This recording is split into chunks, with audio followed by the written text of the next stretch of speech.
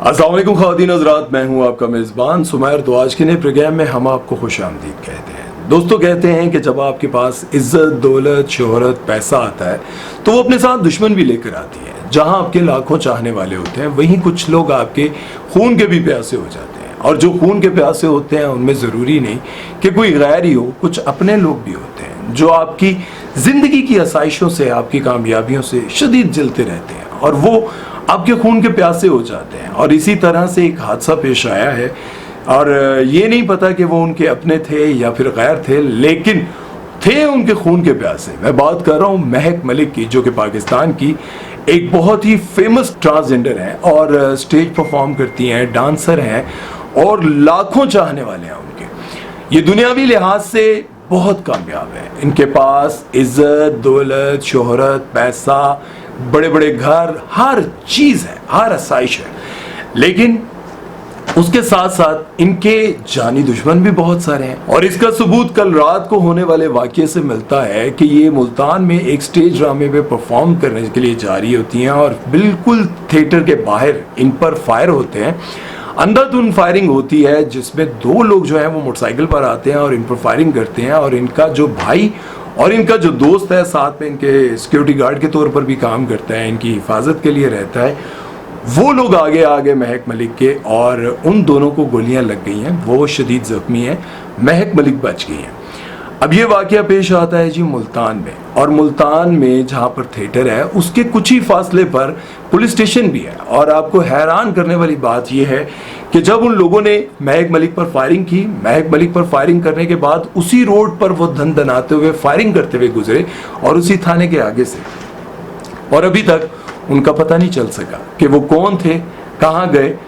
और ये बाबर थिएटर है और यहाँ पर ये दूसरा वाक़या है। अभी कुछ दिन पहले एक रैक्स के नाम से एक थिएटर है, वहाँ पर भी एक शख्स ने फायरिंग की थी। ये थिएटर के बाहर हुई थी बाबर थिएटर में, और वो थिएटर के अंदर हुई थी। और थिएटर के अंदर जब फायरिंग हुई तो उसको पकड़ा गया तो पता ये चला कि वो नशे में है। और आपको पता है कि जितने भी ये स्टेज ड्रामे आजकल हो रहे हैं, किसी दौर में थिएटर हुआ करता था जहाँ पर आप आर्ट देखने जाते थे, कोई कहानी देखने जाते थे। अब जो थिएटर होता है लोग वहाँ पर मुजरा देखने जाते हैं, और ये बड़े अफसोस की बात है। और आपको पता है कि PNCA और बहुत सारे और ऐसे थिएटर हैं जहाँ पर ड्रामा आप जब देखते हैं तो आपको कोई सबक मिलता है। लेकिन जो स्टेज आजकल, जो थिएटर आजकल चल रहे हैं पंजाब में या फिर और भी बहुत सारी जगहों पर चल रहे होंगे, वहाँ के जो थिएटर हैं वहाँ पर सिर्फ लोग जो हैं वो मुजरा देखने के लिए जाते हैं। और ये वाक़यात आए दिन होते जा रहे हैं। और आपको पता है बाबर थिएटर को और उसके साथ रैक्स मेरा ख्याल है उसका नाम है दूसरे थिएटर का, उन दोनों को सील कर दिया गया। अब